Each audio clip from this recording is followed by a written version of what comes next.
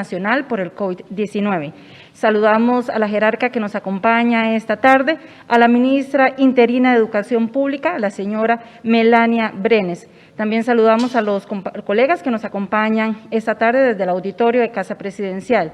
Vamos a ceder el uso de la palabra a la ministra interina de Educación Pública, Melania Brenes, y posteriormente estaremos viendo el video con el reporte epidemiológico, debido a que en este momento se está procesando el material. Hola, muy buenas tardes a todos los que nos acompañan. A partir de esta semana del mes de febrero, del 1 de febrero, el Ministerio de Educación Pública, las direcciones regionales de educación y los centros educativos se encuentran en el proceso de planificación y desarrollo del plan de apertura de ciclo lectivo que se encuentra estipulado en los lineamientos LSCS 014 del Ministerio de Salud para la reapertura del ciclo educativo. Estos lineamientos y este plan de apertura se desarrolla a partir de un instrumento que constituye una lista de verificación en 7 pasos fundamentales en que los centros educativos están trabajando. Estos pasos se llevan a cabo de manera ordenada y pasan por la revisión de los lineamientos y protocolos de salud como parte de la estrategia del Plan Regresar, el análisis de las condiciones actuales de los centros educativos y la identificación de la población que hoy por hoy requiere apoyos específicos a partir de las condiciones generadas por la pandemia, la revisión y la distribución de la matrícula y la cantidad de docentes del centro educativo, un proceso muy importante que es la organización alterna combinada. Esto quiere decir la definición de horarios en que las personas estudiantes de los diferentes niveles asisten, los días y la cantidad de horas. La comunicación y divulgación a las comunidades educativas, proceso que muchos centros educativos han ya realizado a través de los medios digitales con los que cuentan y otros métodos también de comunicación con las familias en los centros educativos. Y un proceso que será sostenido durante todo el ciclo lectivo 2021, que es el de lecciones aprendidas, donde estamos trabajando todo lo que tiene que ver con el remozamiento una y otra vez de la estrategia de apertura, de manera que esto sea un proceso gradual y continuo a lo largo del año. A nivel de la mediación pedagógica combinada, tendremos una alternancia del tiempo presencial y en el hogar con el apoyo educativo a distancia que conocemos a través de la implementación de un instrumento didáctico que la mayoría de la población ya hoy por hoy conoce, que son las guías de trabajo autónomo, en donde desarrollamos un proceso de diseño de aprendizaje que se puede llevar a cabo tanto en el aula como en el hogar. Además, esta semana, con la participación ya de más de 100,000 personas, de 100,000 personas en general, más de los 80,000 funcionarios del Ministerio de Educación Pública, hemos capacitado del jueves de la semana pasada al día de hoy en los lineamientos pedagógicos, lineamientos de evaluación y los apoyos necesarios para estos planes de apertura en términos pedagógicos. El 28 de enero del 2001 se oficializó mediante un transitorio el reglamento del uniforme oficial de las instituciones educativas públicas por aprobación del Consejo Superior de Educación. Este transitorio que plantea la posibilidad de que las personas estudiantes, tanto mayores de edad como personas estudiantes y encargados, justifiquen no portar el uniforme completo o no portar el uniforme para el ciclo lectivo 2021 en razón de las condiciones socioeconómicas que se han presentado durante el año pasado y este año por la situación de la pandemia. Es muy importante tomar en consideración que también esta semana empezó la distribución de implementos de limpieza y mascarilla gracias a las donaciones de diferentes entidades nacionales e internacionales, más de 30,000 galones de jabón líquido de manos, 19,000 galones de alcohol en gel, también galones de desinfectante común y termómetros digitales que también fueron parte de estas donaciones. Esto va a llegar a 708 centros educativos priorizados por las direcciones regionales a partir de los datos del año pasado, de la situación de vulnerabilidad, y también se encuentran en proceso la adquisición de 1.702.000 mascarillas que beneficiarán a 567.594 personas estudiantes para también tener este implemento. Finalmente, con la FEDEFUT en un proceso de apoyo, como nos lo han dado también muchísimas entidades a nivel nacional, estamos por lanzar una campaña que se llama Jugar es opcional, estudiar es tu futuro, con el apoyo de seleccionados nacionales como Cristian Gamboa y Carol Sánchez, y también de los entrenadores Amelia Valverde y Ronald González, quienes motivarán a las familias y a las personas estudiantes al regreso paulatino y seguro a los centros educativos en el ciclo lectivo 2021 como una prioridad para continuar desarrollándonos y creciendo en conjunto.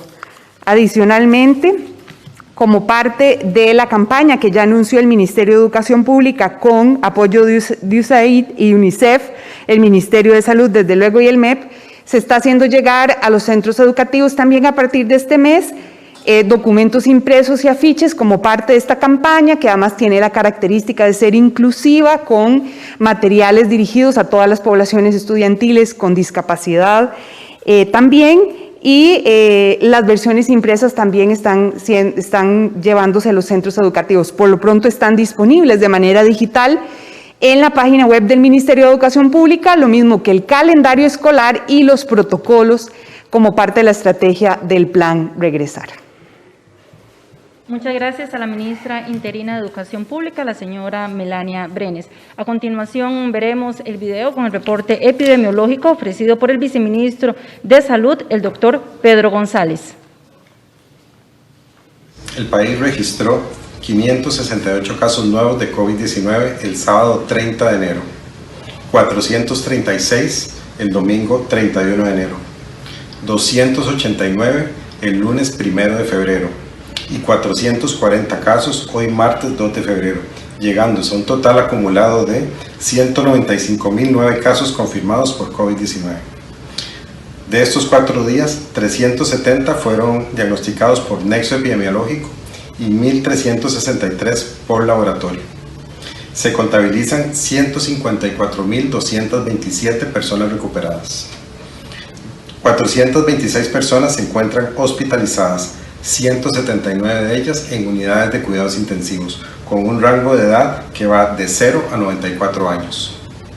El sábado se reportaron 8 lamentables fallecimientos. El domingo se contabilizaron 15. El lunes 7 y hoy martes se registran 7 fallecimientos, llegándose a un total de 2.641 decesos relacionados con COVID-19. 993 mujeres y 1.648 hombres. Muchas gracias. Era Pedro González, viceministro de Salud, con el reporte epidemiológico. Le recordamos a la población que para consultar las medidas de cierre, apertura, operación y alerta en los distintos cantones puede visitar el sitio presidencia.go.cr/inclinada-alertas. Le repetimos, presidencia.go.cr/inclinada-alertas. Vamos a dar paso a las consultas que tienen los colegas que se encuentran en este momento. Iniciamos con Edgar Fonseca de puroperiodismo.com. Muy buenas tardes, don Edgar. Muy buenas tardes, doña Melania, muy buenas tardes a toda la audiencia. ¿Cuáles son las expectativas del MEP para el inicio del curso del próximo lunes? Tomando en cuenta las aprehensiones de no pocos padres de familia en cuanto a enviar a sus hijos o no a partir del próximo lunes, ¿cuánto cree usted que estima el MEP es el porcentaje lógico que se va a dar de apertura de escuelas y colegios en el país el próximo lunes, tomando en cuenta las condiciones sanitarias en que puedan realizar esta apertura bajo las condiciones de emergencia en que está el país por esta pandemia? ¿Y cuáles son recomendaciones particulares que ustedes estarían enviando en las próximas horas, tanto para educadores como para padres de familia, en cuanto al envío o no de niños o colegiales a los centros educativos si están en sectores vulnerables desde el punto de vista de su salud? Sí. Bueno, buenas tardes, don Edgar. Muchas gracias por sus consultas. El Ministerio de Educación Pública viene trabajando fuertemente en la campaña Yo me cuido, yo te cuido y la comunidad se cuida. La expectativa que nosotros tenemos de apertura del ciclo lectivo el 8 de febrero es que más de la mitad, más del 50% de la población estudiantil, que recordemos en todo el país que asciende entre público y privado a 1.200.000 estudiantes, puedan regresar de manera segura en el primer mes de febrero, porque recordemos que a partir del 8 no necesariamente esa semana regresan todos los niveles, ¿verdad? Sino que hemos estado comunicando el regreso, por lo menos esa primera semana, de los niveles superiores de cada ciclo, ¿verdad? En el caso del preescolar, la transición; en el caso de primero y segundo ciclos, quinto y sexto grado; y en el caso de la educación secundaria, cuarto, quinto, y en aquellos casos de los colegios académicos, el 12º. Eso va a permitir que en esa primera semana los centros educativos puedan recibir a estas personas estudiantes en esta primera modalidad y con estos niveles, para ir desarrollando estrategias y monitoreando cómo vamos implementando efectivamente el tema de protocolos, la distribución de los horarios y también pues todo el desarrollo, digamos, de la dinámica normal. Eso transcurrirá de esta manera, integrando niveles hacia el mes de finales de febrero y principios de marzo, en tanto podamos los centros educativos tener la matrícula total ya con los horarios alternos. Pero nosotros sí tenemos una gran expectativa que una gran mayoría de las familias y las personas estudiantes, a partir de los protocolos, inicien el 8 de febrero con los procesos académicos, tanto en la presencialidad, aquellos niveles que corresponden, como a distancia, aquellos niveles que por lo menos las primeras semanas se van a mantener en esa modalidad específicamente, y después, mientras se van integrando, puedan ir implementándose los protocolos.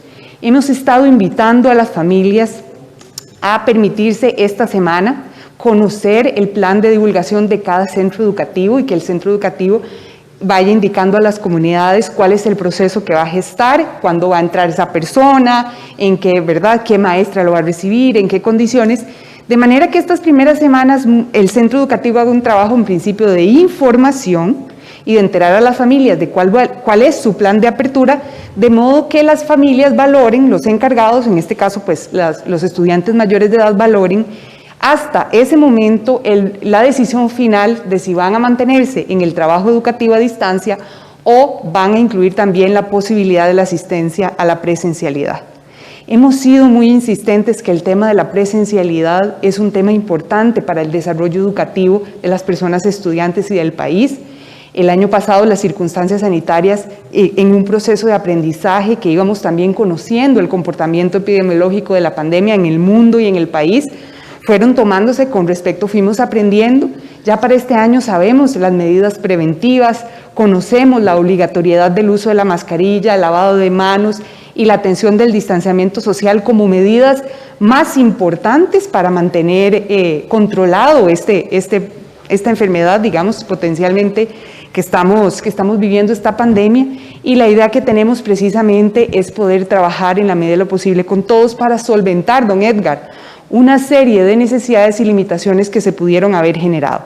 Como parte de las recomendaciones a las familias que usted me pidió que detallara, la primera es esa: esperar los planes de apertura de cada centro educativo, conocer, indagar e informarse 100% de todas las medidas, tanto los desafíos como las medidas que probablemente algunos centros educativos todavía tienen, y a partir de ahí tomar la decisión.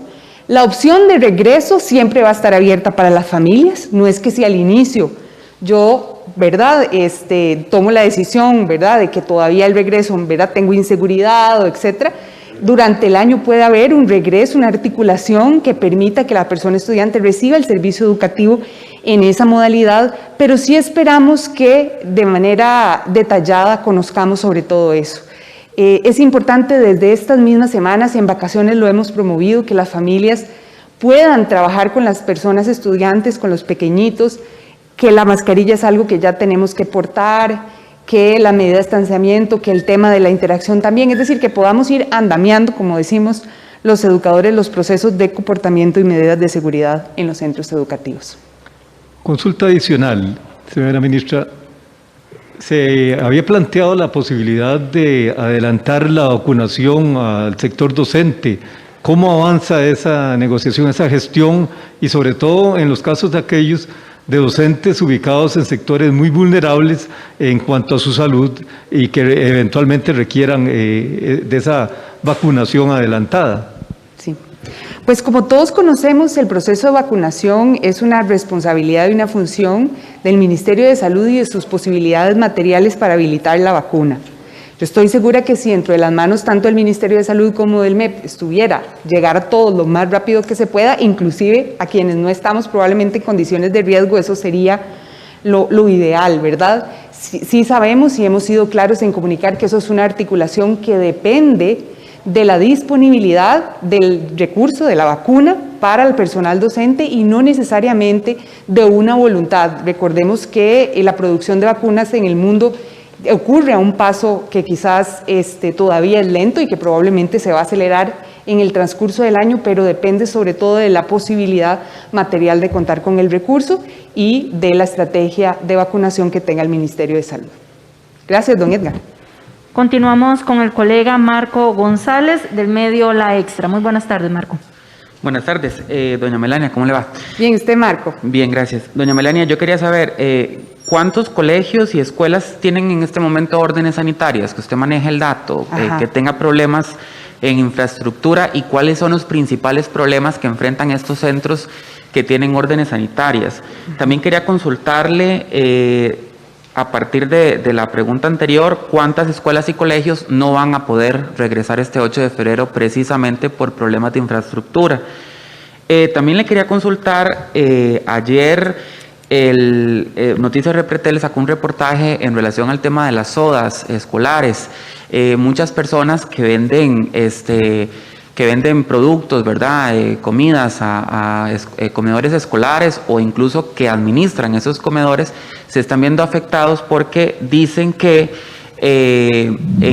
con el regreso a clases no van a poder brindar el servicio como se brindaba antes de la pandemia. Entonces quería saber específicamente cómo está el tema de las sodas, si van a poder reabrir este 8 de febrero. Incluso el Colegio de Nutrición estuvo recomendando que los niños llevaran mejor la comida, tomando en cuenta que es muy poco el tiempo que van a estar en la institución, ¿verdad? Entonces quería saber cómo va a estar eso y también por los niños en condiciones vulnerables, ¿verdad?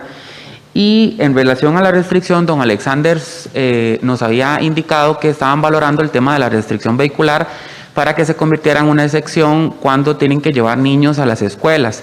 En algún momento se dijo que antes los papás, como quien dice, se la jugaban porque siempre existía un día de restricción, pero es que ese día de restricción era solamente en circunvalación y no afectaba a las zonas rurales, por ejemplo, en donde las escuelas quedan muy largo y los papás van a tener que ver qué hacen, no sé, en Turrialba, en otro lugar, porque van a tener un día que tienen restricción total y no van a poder trasladarse de un lugar a otro. Entonces quería saber cómo está ese tema ya a un mes de entrada a clases.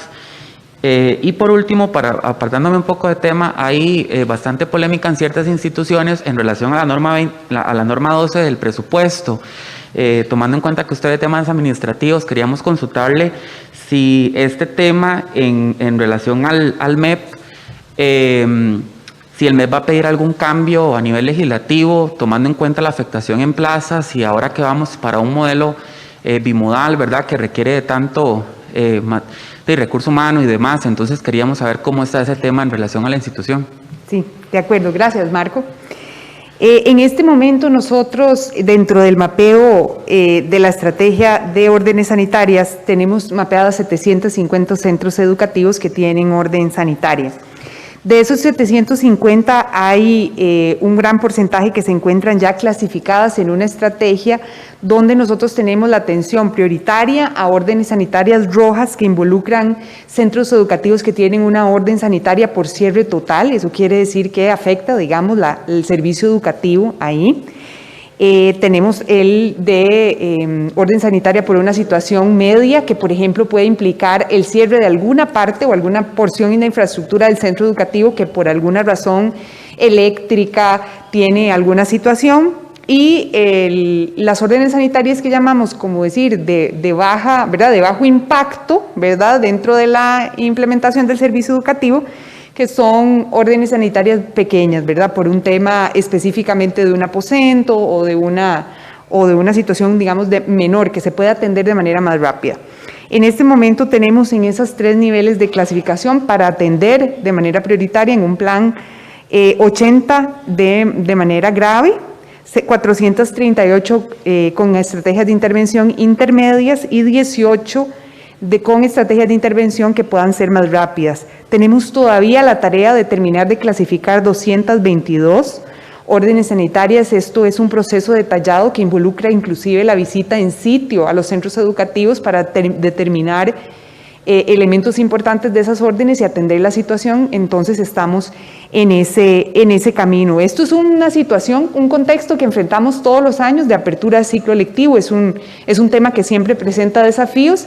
En la medida de lo posible, pues hemos tratado de ir regulando estos temas con los esfuerzos en infraestructura, pero pues siempre será uno de los elementos importantes de condiciones para la apertura del ciclo lectivo.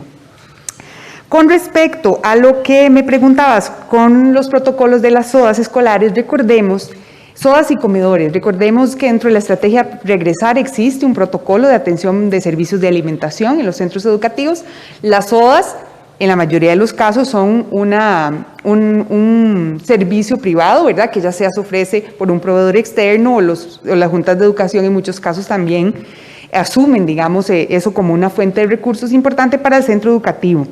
En ese sentido, la habilitación de las SOAS está dentro de las posibilidades del plan de apertura de los centros educativos, de manera que este servicio cumpla con los protocolos, ¿verdad?, de alimentos y la provisión de productos de acuerdo a los protocolos y obviamente en un proceso de servicio ordenado que no necesariamente genere aglomeración de los grupos en los espacios de recreo, en donde hemos sido muy enfáticos en que hay un protocolo para mantenernos en espacios de recreo, igualmente en espacios abiertos y probablemente en los mismos grupos en que las personas estudiantes se desenvuelven. Entonces eso es un elemento que es parte de este plan de apertura. Eso va a depender muchísimo de esa gestión interna y también del monitoreo que realicen los centros educativos de que ese servicio privado se esté ofreciendo correctamente ¿Y qué para datos mantener. tienen tal vez de cuántas SOAS en este momento tal vez no van a poder vender ese servicio porque no cumplen con los protocolos? Eso tendríamos que monitorearlo. Creo que no contamos con el dato exacto porque dentro de un centro educativo podría haber más de una SOA con diferentes proveedores. No es un dato que hemos monitoreado en este momento, pero podría ser algo que podríamos indagar para poder ofrecer esa información.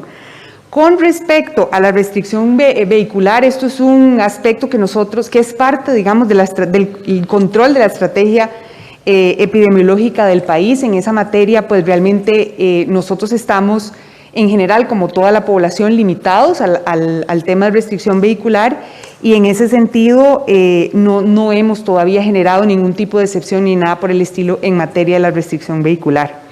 Y finalmente, con respecto al presupuesto en norma 12, hace algunas semanas fuimos en conjunto, pues doña Giselle presentó ante los diputados nuestra información de resultados y elementos para el ciclo lectivo 2021.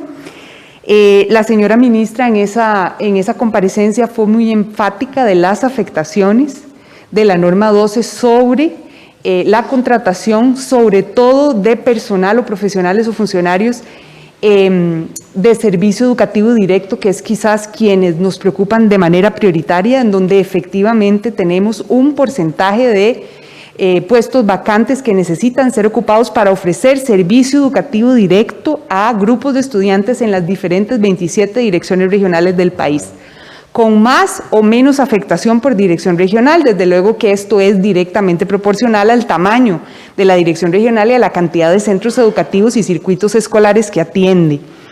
Eso sigue siendo un problema para nosotros. Estamos tratando con todos nuestros mecanismos de plantear efectivamente una consideración en la norma 12, por lo menos para profesionales de servicio educativo directo. Eso se está moviendo en estas semanas y estamos trabajando no solamente los jerarcas del Ministerio de Educación Pública, sino que también con el apoyo de otros profesionales del Ejecutivo y también los directores regionales de educación. Perdón, doña Melania, y no me dijo cuántos centros educativos tienen mapeado que no van a poder regresar este 8 de febrero.